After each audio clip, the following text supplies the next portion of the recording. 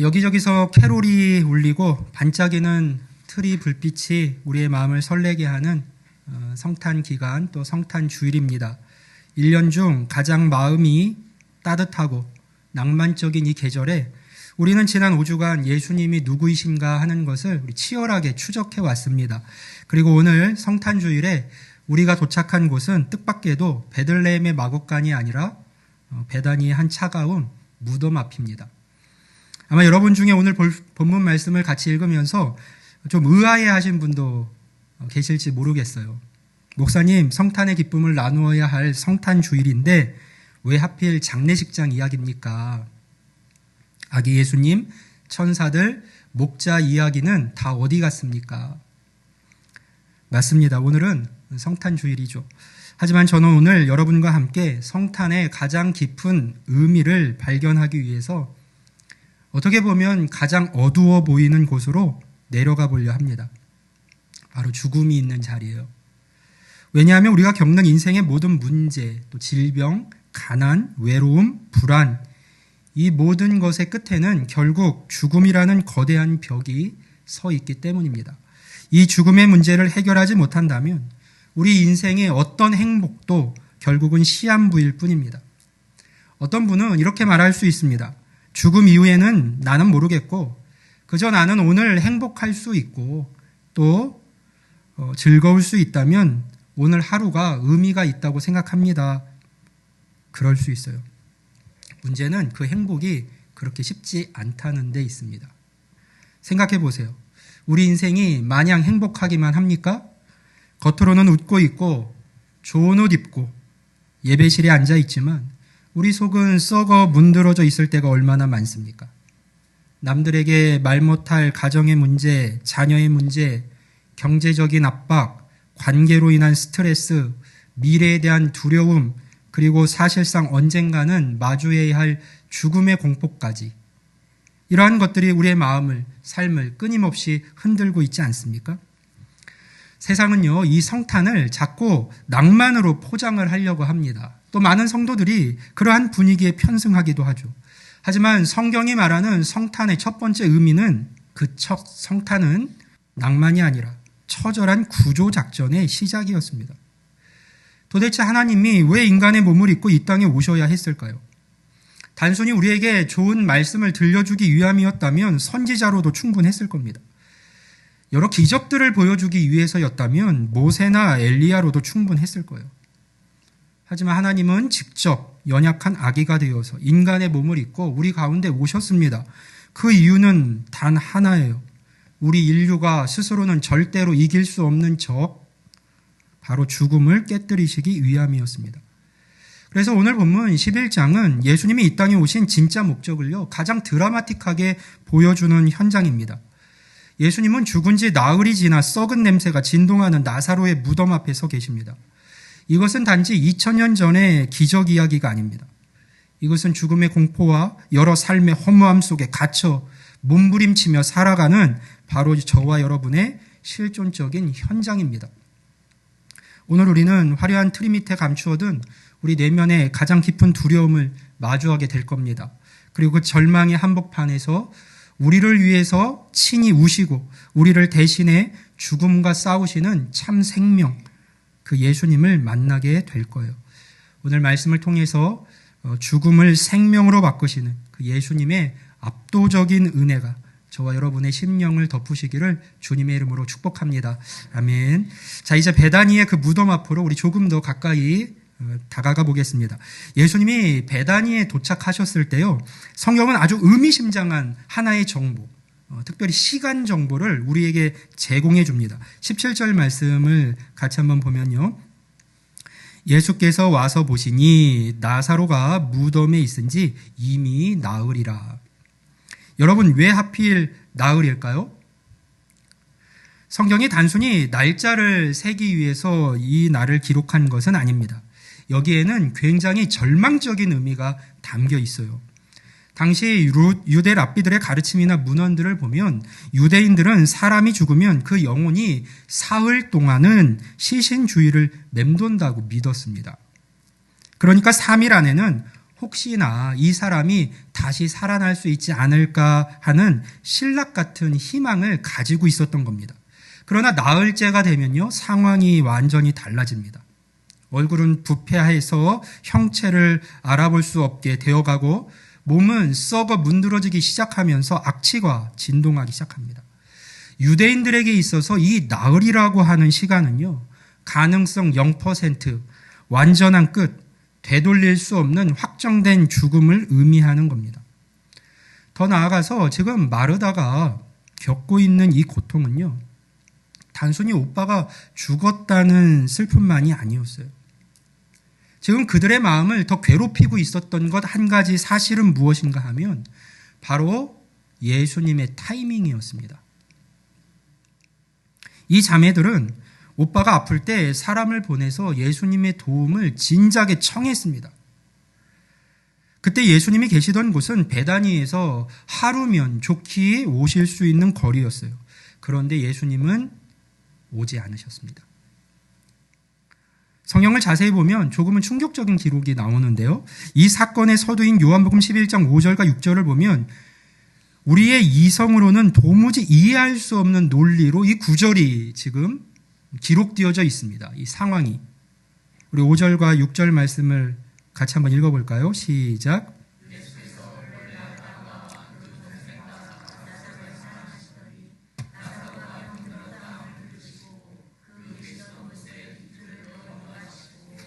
아멘.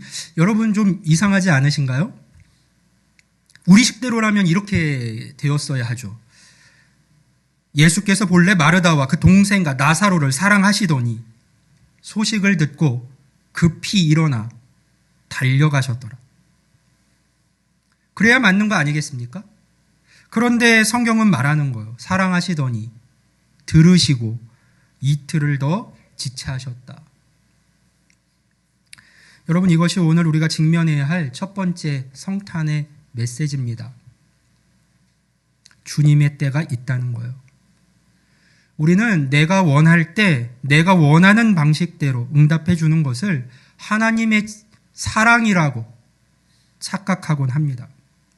내 자녀가 아플 때 당장 낫게 해주고, 내 사업이 어려울 때 돈을 주시는 것, 당장요. 우리는 그걸 사랑이라고 생각하곤 합니다. 그러나 예수님의 사랑은 다릅니다.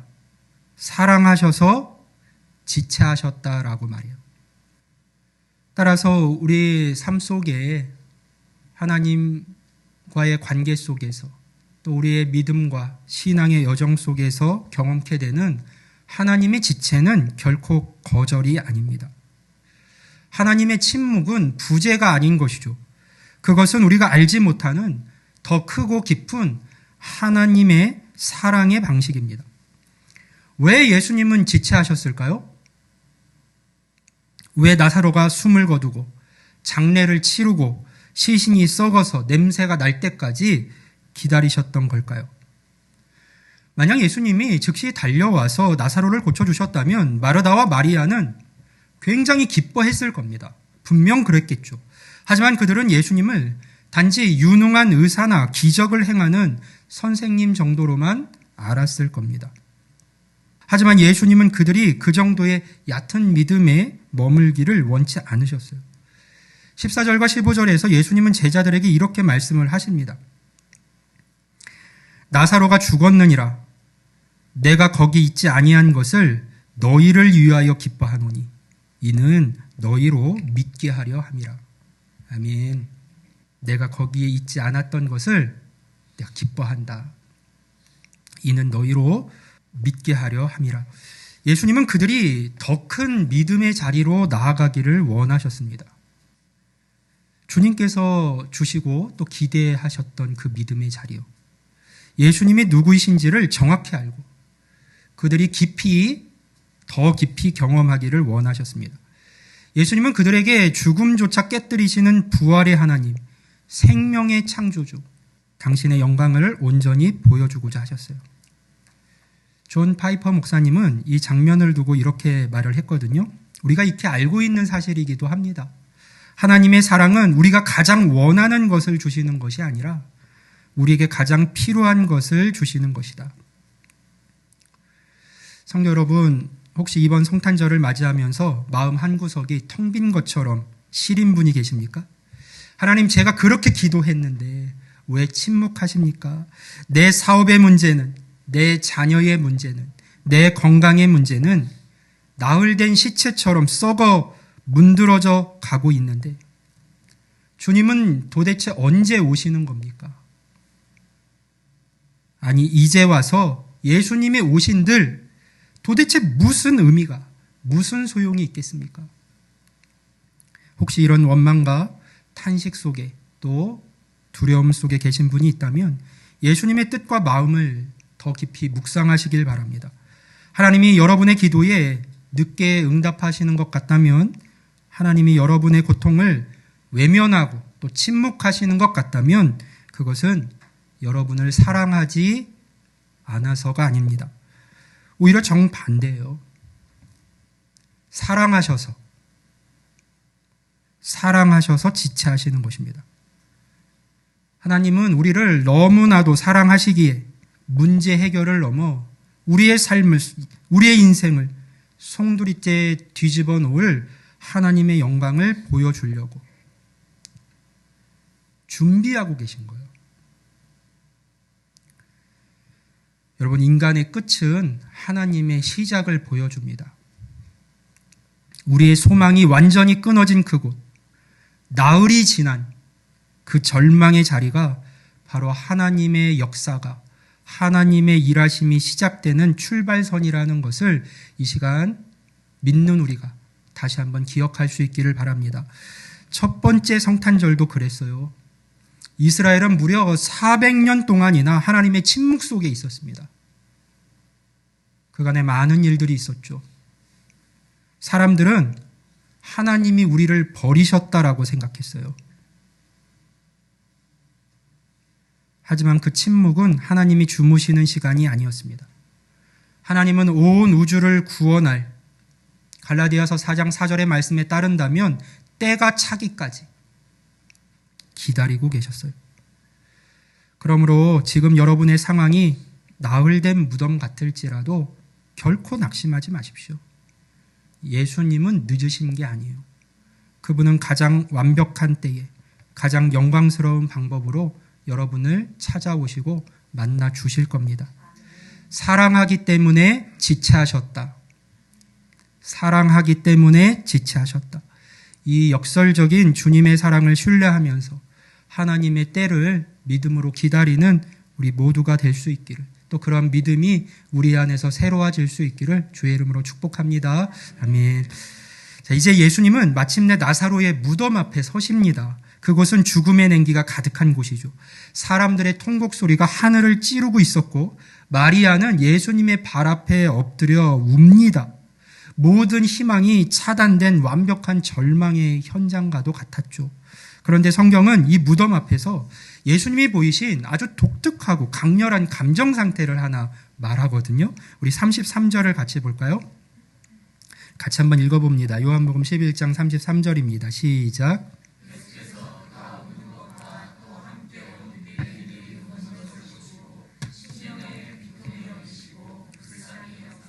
아멘. 여기서 비통히 여기셨다라는 말을 우리는 흔히 예수님이 너무 슬프셔서 가슴 아파하셨구나 정도로 이해합니다. 그런데 원어를 찾아보면 여기에는 전혀 다른 뜻이 숨겨져 있어요. 이 단어는 원래 사람이 슬퍼할 때 쓰는 단어가 아닙니다. 이것은 말이 전쟁터에 나가기 직전에 막 콧김을 씩씩 내뿜으면서 흥분하는 모습, 혹은 사자 같은 맹수가 적을 앞에 두고 낮게 으르렁 거리는 그 소리를 묘사할 때 쓰이는 굉장히 거친 단어입니다. 그러니까 지금 예수님은 단순히 슬퍼서 우시는 게 아니에요. 예수님은 지금 격분하고 계신 겁니다. 마치 적을 앞에 두고 있는 것처럼요, 격분하고 계신 거예요. 온몸을 부들부들 떨 만큼의 거룩한 분노가 그분의 심령을 지금 가득 채우고 뒤흔들고 있었던 겁니다. 도대체 누구를 향한 분노일까요? 예수님의 이 격분은 누구를 향한 걸까요? 울고 있는 마리아 때문일까요? 아니면 믿음이 없는 유대인들 때문일까요? 그렇지 않습니다.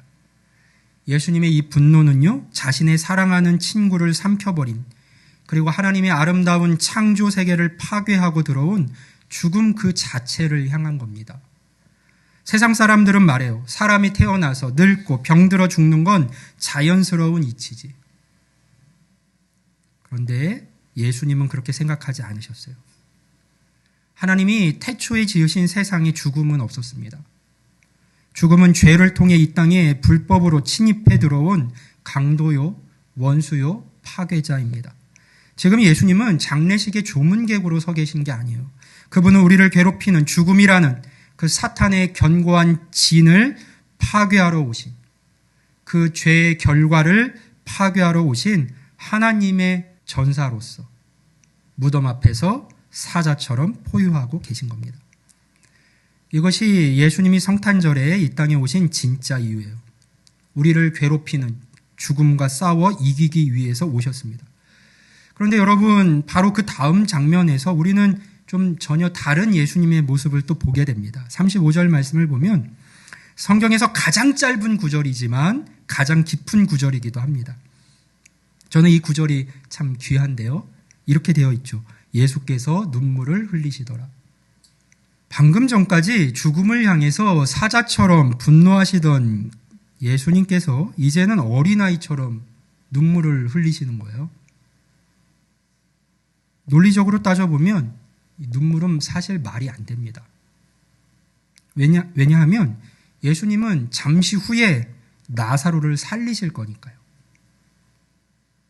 그거 하시려고 지금 지체하신 거 아니에요? 잠시 후면 나사로야 나오라 부르실 것이고, 그러면 사람들의 눈물은 환호성으로 바뀔 것을 주님은 알고 계셨을 겁니다. 왜 오셨을까? 예수님은 완전한 하나님이시기에 나사로를 살리실 능력이 있었습니다. 그러나 동시에 예수님은 완전한 사람으로 오셨기에 고통받는 친구들 곁에서 같이 우실 수밖에 없었던 것이죠. 그들의 아픔과 그들의 슬픔을 주님은 아시니까요. 이것이 성탄의 신비예요. 하늘 보좌에 계신 하나님은 울지 않으시겠죠. 그러나 육신을 입고 우리 가운데 오신 하나님, 그 아기 예수님은 우십니다. 우리를 동정하지 못하실 리가 아니요. 우리가 겪은 모든 일을 겪으신 분. 예수님은 우리의 고통을 저 멀리 하늘에서 관망하면서 다 잘 될 거다, 걱정하지 말아라, 훈수만 두시는 분이 아니에요. 그분은 우리의 찢어진 가슴 속으로 들어오셔서 우리의 슬픔을 자신의 슬픔으로 느끼시고 우리와 함께 엉엉 우시는 참된 친구가 되시는 분입니다. 이번 성탄절에 혹시 남들 모르게 흘리는 눈물이 여러분 가운데 있습니까? 화려한 분위기와 선물 뒤에 감추어진 말 못할 상실의 아픔이 있으신가요? 오늘 무덤 앞에서 오시는 그 예수님을 보세요. 그분의 눈물이 여러분에게 이렇게 말씀하고 있습니다. 내가 너의 아픔을 다 안다. 나는 내 고통을 결코 건너뛰지 않는다. 내가 너와 함께 지금도 울고 있다. 우리의 구원자는 죽음 앞에서는 사자처럼 분노하여 싸우는 왕이시지만 우리 앞에서는 함께 눈물을 흘려주시는 따뜻한 친구가 되시는 분입니다. 이 전사이자 친구 되신 예수님이 오늘 우리 곁에 계십니다. 그분의 눈물이 여러분의 마른 가슴을 적시는 위로가 될 수 있기를 간절히 원합니다. 눈물을 닦으신 예수님은 이제 슬픔을 거두고 무덤 앞에 서십니다. 그리고 명령을 하셨죠. 돌을 옮겨 놓으라. 그때 마르다가 기겁을 하면서 막아섭니다. 주님, 죽은 지가 나흘이나 되었습니다. 벌써 냄새가 납니다. 여러분, 이게 우리의 모습 아닌가요? 우리는 늘 상황 앞에서 주님의 뜻과는 다른 계산을 할 때가 많이 있습니다. 예수님 이론적으로는 좋은데요. 참 좋은 말씀인데 현실은 다릅니다. 냄새가 납니다. 나흘이나 되었어요. 이미 끝났습니다. 문을 열어봤자 냄새만 진동할 뿐. 건드려봐야 상처만 더 커질 뿐입니다. 마르다는 그렇게 냄새가 납니다 하면서 만류를 했지만 예수님은 굉장히 단호하셨어요. 40절 말씀을 보면요. 예수께서 이르시되 내 말이 내가 믿으면 하나님의 영광을 보리라 하지 아니하였느냐. 주님은 우리의 그 상식과 체면이라는 돌을 치우기를 원하셨습니다. 내가 붙들고 있는 그 절망의 돌, 불신앙의 돌을 치워야 하나님의 영광을 볼 수 있으니까요. 그리고 마침내 돌이 옮겨지고 모두가 숨죽이는 순간이 찾아옵니다. 예수님께서 하늘을 우러러 아버지께 감사의 기도를 드리신 후에 무덤을 향해 큰 소리로 외치셨죠. 나사로야 나오라. 이 외침은 우리가 듣는 그대로 부탁이나 어떤 제안이 아니었습니다. 창조주의 명령이었죠. 죽음의 세력을 한 번에 찢어버리는 그런 생명의 호령이었습니다. 찰스 스펄전 목사님이 이 장면을 두고 이런 재미있는 그러나 통찰력 있는 이야기를 남겼는데요. 만약 예수님이 이름을 특정하지 않고 그냥 나오라고만 하셨다면 베다니의 모든 무덤이 열리고 모든 시체가 걸어 나왔을 것이다. 무슨 말이에요? 예수님의 권세가 그토록 강력하다라는 뜻입니다. 죽은 나사로에게 무슨 의지가 있었겠습니까? 그에게 무슨 힘이 있었겠어요? 아무것도 없었습니다. 하지만 예수님의 말씀이 그렇게 선포되는 순간 그 말씀이 죽은 세포에 생명을 불어넣었고 멈춘 심장을 다시 뛰게 만들었습니다. 이것이 바로 우리가 받는 구원의 방식이죠. 죄와 허물로 죽었던 우리를 예수님이 먼저 찾아오셔서 우리의 이름을 불러주셨기에 우리가 지금 살아나 이 자리에 있는 겁니다. 예수님이 부르시자 죽었던 나사로가 무덤 밖으로 걸어 나왔습니다. 살아났고 기적이 일어났습니다. 그런데 그 걸어 나오는 나사로의 몰골을 보셨습니까?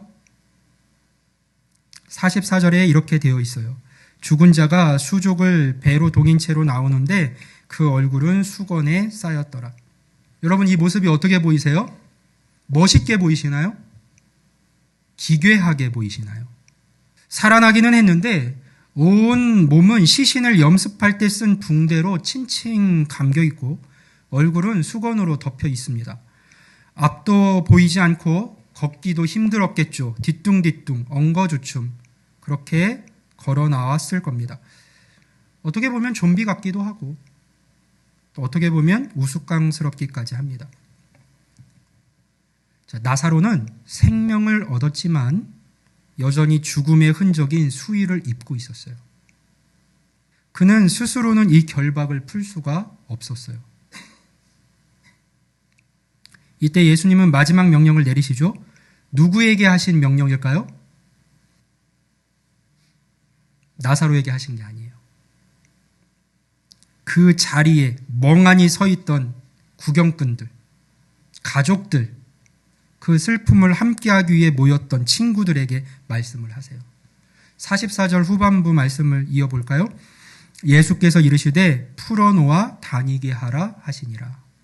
풀어놓아 다니게 하라.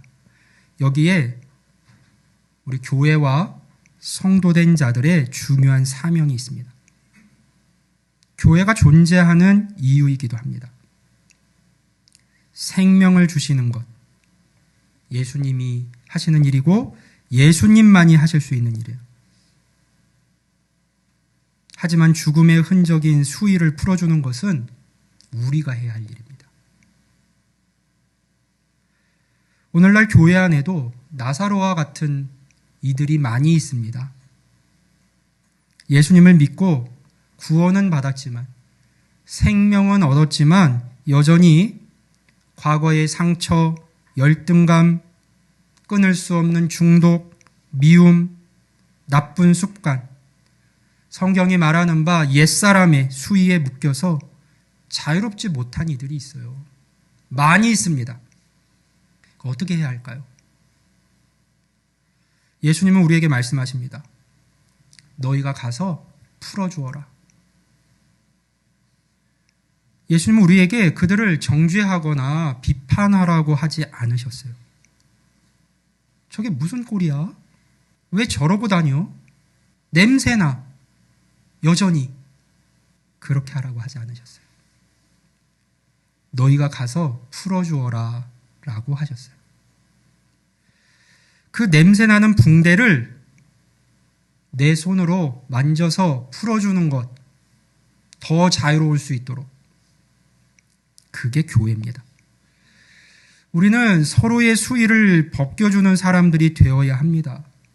판단하는 대신에 사랑으로 용납하고 기도로 돕고 인내하면서 기다려줌으로 서로가 참된 자유를 누리도록 돕는 것. 그것이 바로 성탄의 공동체인 교회가 해야 할 일입니다. 사랑하는 성도 여러분, 예수님은 우리에게 생명을 주셨을 뿐만 아니라 자유를 주기를 원하십니다. 우리 교회가 생명의 역사와 또 우리의 손을 내미는 그 손길을 통해 일어나는 자유의 역사가 함께 일어나는 기적의 현장이 될 수 있기를 주님의 이름으로 간절히 축원합니다. 아멘. 이제 말씀을 맺겠습니다. 우리는 오늘 죽음의 문을 박차고 걸어 나온 나사로를 보았습니다. 슬픔이 기쁨으로 바뀌었고 통곡이 환호성으로 바뀌었습니다. 베다니는 축제의 도가니가 되었죠. 그런데 여러분, 요한복음은 이 기적의 이야기 끝에 좀 서늘하고 또 긴장을 유발하는 기록을 하나 남겨놓고 있습니다.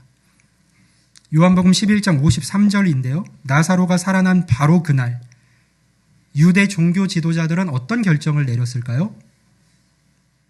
이날부터는 그들이 예수를 죽이려고 모의하니라. 이것이 나사로 사건의 결말입니다. 나사로가 무덤 밖으로 걸어 나올 때 예수님은 십자가라는 죽음의 자리로 한 걸음 더 깊이 들어가셨습니다. 나사로의 생명은 공짜가 아니었던 것이죠. 예수님은 자신의 목숨을 담보로 친구를 사실상 살려내신 겁니다. 죽어야 할 우리가 살고 살아야 할 그분이 대신 죽는 것. 그것이 복음의 핵심이죠. 이제 우리는 며칠 후 대망의 성탄절 맞고 성탄 감사 예배를 드립니다. 우리는 구유에 누운 아기 예수를 보게 될 겁니다. 성경은 그 아기가 강보에 쌓여 있다고 말합니다. 그런데 여러분 아시나요? 예수님이 입으신 그 강보는 장차 그분이 입으셔야 할 수의를 예표합니다. 오늘 예수님은 나사로에게 수의를 풀어 놓아 다니게 하라고 명령하셨습니다. 그리고 우리에게 자유를 주셨죠. 어떻게 그럴 수 있었습니까? 장차 예수님 당신께서 친히 십자가 위에서 죄의 수위에 칭칭 감기시고 차가운 돌무덤에 갇히실 것이기 때문입니다. 바뀌는 거예요. 이것이 성탄이 주는 진정한 의미입니다. 예수님은 우리의 죽음을 가져가시고 우리에게 당신의 생명을 주시기 위해서 그 높고 높은 보좌를 버리고 이 낮고 천한 땅, 죽음의 냉세가 진동하는 곳으로 내려오셨습니다. 오늘 이 시간 예수님께서 여러분을 다시 말씀으로 초청하십니다. 혹시 여전히 나는 안 돼, 끝났어, 너무 늦었어 라는 나울된 무덤 속에 웅크리고 계신 분이 있다면, 또 홀로 외로움과 상실감이라는 어두운 동굴에 여전히 갇혀 우는 분이 계시다면, 동굴 밖에서 여러분의 이름을 부르시는 주님의 음성을 이 시간 다시 한번 들을 수 있기를 바랍니다. 아무개야 나오라. 이 음성은 제한이 아니라 죽음을 깨뜨리는 생명의 명령입니다. 우리 모두가 다 같이 아멘으로 화답하며 여러분의 마음과 삶을 어둡게 하고 또 가두었던 그 무덤에서 걸어 나올 수 있길 바라요. 예수님이 여러분의 수의를 대신 입으셨으니 여러분은 이제 생명의 옷을 입으십시오. 성탄절에 우리가 만날 아기 예수님은 낭만적인 동화 속의 인물이 아니라 우리를 살리시기 위해 자신의 목숨을 걸고 적진 한복판으로 띄워두신 나의 참 생명이십니다. 이 감격스러운 생명의 주님을 이번 한 주간 더 깊이 묵상하시고 새로운 기쁨과 새로운 감사로 성탄을 맞이하는 우리 모두가 될 수 있기를 주님의 이름으로 간절히 축원합니다. 아멘.